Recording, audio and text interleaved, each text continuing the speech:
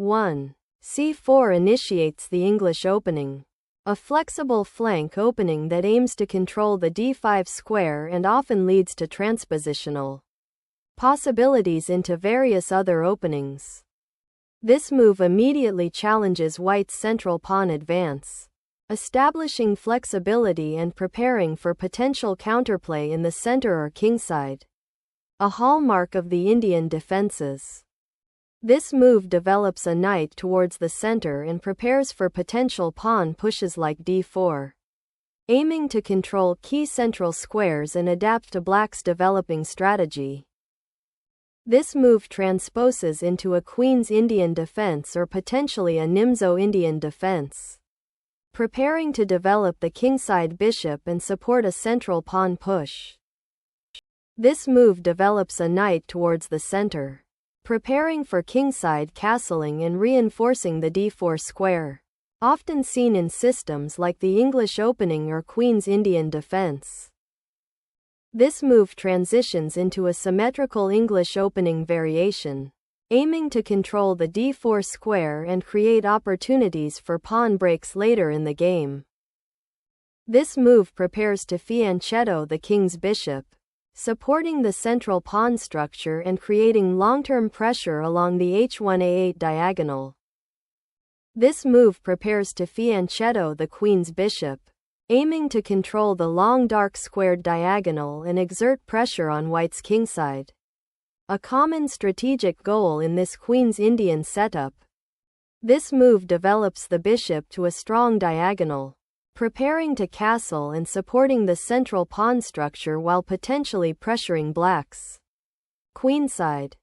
The move 5, b-flat-7 develops the bishop to a robust diagonal, eyeing the central squares and preparing to castle, fitting into a common setup against the English opening.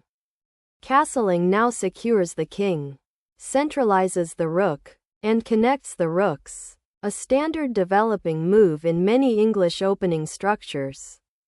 This move prepares to expand on the queenside with a potential b5 pawn advance, aiming to gain space and challenge White's control of the center. This move prepares to fianchetto the queen's bishop, aiming to control the long diagonal and potentially challenge Black's queenside expansion. This move solidifies Black's pawn structure in the center, preparing to challenge White's control and potentially develop the light-squared bishop to a more active diagonal later. This move develops the bishop to a strong diagonal, supporting the central pawn structure and preparing to contest control of the d4 square, a common theme in many Queen's Indian setups. This move completes Black's kingside development, preparing to castle and connecting the rooks while avoiding immediate confrontation in the center. This move decisively challenges the center, opening lines and aiming to create pawn tension, a typical theme in Queen's Indian structures where White seeks to control central space and Black often aims for a flexible pawn formation. This move clarifies the central pawn structure, preparing to challenge White's d4 pawn and potentially open lines for Black's pieces. This exchange in the center mirrors a common theme in the Queen's Indian defense, aiming to maintain a flexible pawn structure while White develops actively. This move exchanges the active bishop for White's g2 bishop, simplifying the position and opening the g-file for potential rook activity, while also resolving the tension on the dark squares. This move recaptures the bishop and brings the king into play, centralizing it while preparing to castle queenside later if desired, and maintaining a solid pawn structure. Having completed its development and castled kingside, Black solidifies its king's safety and prepares to connect the rooks, anticipating a potential central pawn push from White. This move develops the queen to a central square, supporting the pawn on d4 and preparing for potential queenside expansion or to swing the queen to the kingside for attacking purposes. This move develops the queen, connects the rooks, and supports the pawn on circa 5. preparing to contest the d4 square and activate the queen on the c-file. This move centralizes the queen, preparing to support a kingside pawn advance and potentially eyeing the weak dark squares around black's king. This move prepares to activate the rook on the open c-file and potentially support a d5 pawn push, a common positional theme in this type of English opening structure. This move repositions the rook to the open d-file, preparing to exert pressure on black's queenside pawns and support potential central advances. The rook now occupies the semi-open c-file, preparing to contest control of this important central line and potentially pressure white's queenside. This move prepares to contest the c-file by bringing a second rook to its active potential, aiming to exploit the d6 pawn and create pressure on black's queenside.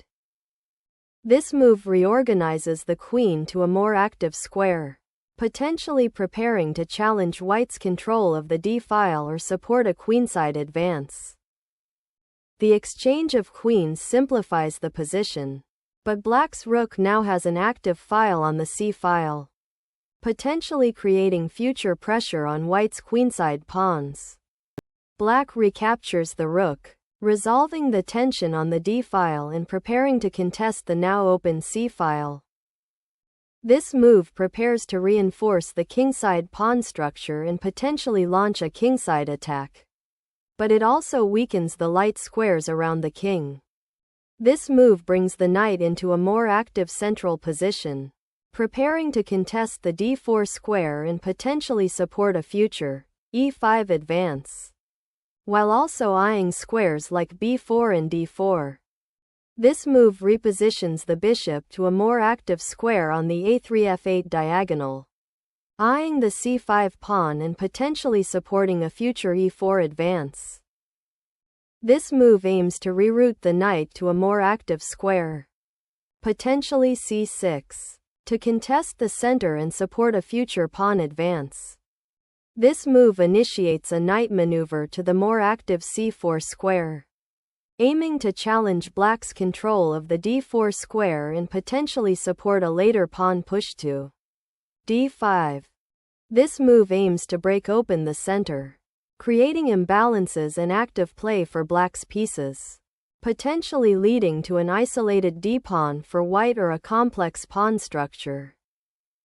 White exchanges the bishop for the knight to simplify the position and prepare to exploit the open d-file with the rook. This recapture opens up the e-file for black's rook and prepares to challenge white's queenside pawn majority with potential pawn advances like b5. This move repositions the knight to a more active square, supporting potential pawn advances and preparing to contest central control. This move effectively centralizes the rook on the c-file, preparing to contest control and support potential pawn advances while also eyeing the opponent's queenside. White initiates a maneuver to reposition the knight to the more active c5 square, aiming to control central squares and potentially attack black's queenside pawn structure. This move activates the rook on c6, preparing to contest the c-file and potentially advance the pawn to c5, aiming for active piece play in the center. The move rb1 aims to bring the rook to a more active file, likely preparing to contest the c-file or support a pawn advance on the queenside. This capture opens the d-file and exchanges material, aiming to simplify into a playable endgame where white's minor piece activity is reduced. This recapture opens the b-file and creates an isolated d-pawn for black, a common structural weakness in this variation of the Queen's Indian defense. This pawn thrust creates an immediate tension, forcing white to decide whether to capture on c4, potentially opening lines for black's rooks, or to allow black to establish a strong passed pawn on the queenside.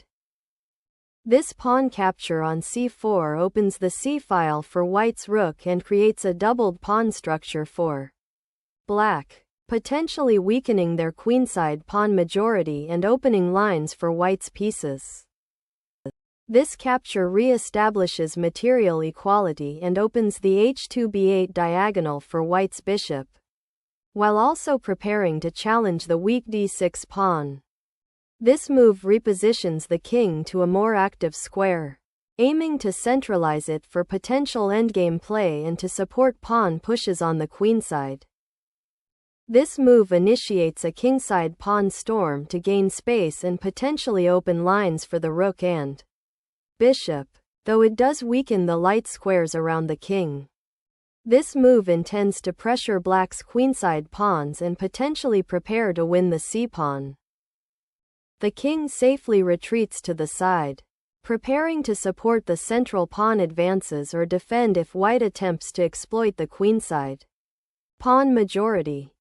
This pawn thrust aims to disrupt black's kingside pawn structure, potentially creating weaknesses for future attack or creating a protected passed pawn on the g-file.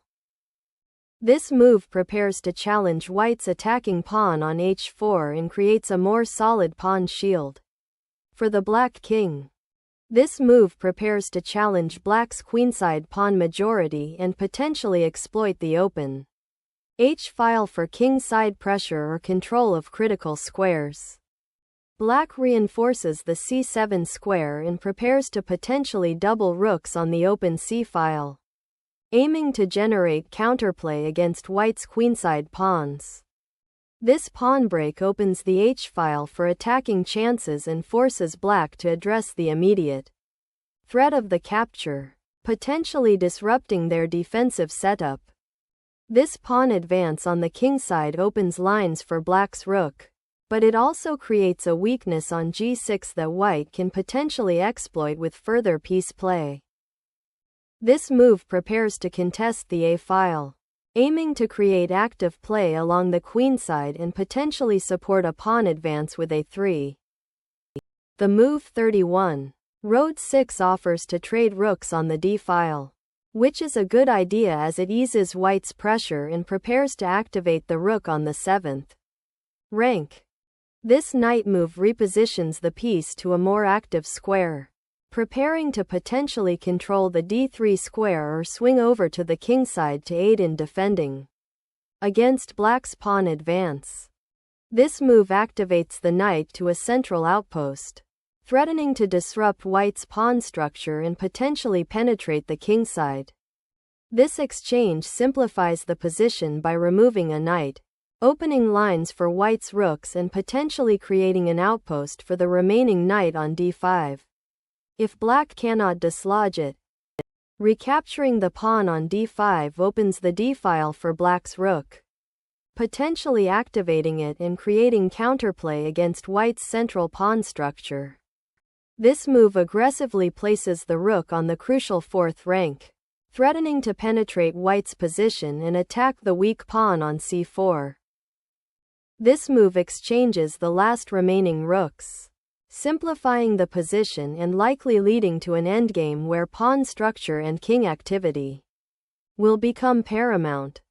This move recaptures a pawn and simplifies the position, aiming to leverage the knight's central control against black's potentially weaker pawn structure. This knight move activates a piece into the central position, aiming to exploit the open c-file and potentially pressure white's queenside pawns. The king moves to a more active central square, preparing to join the fight and potentially support pawn advances or defend weaknesses.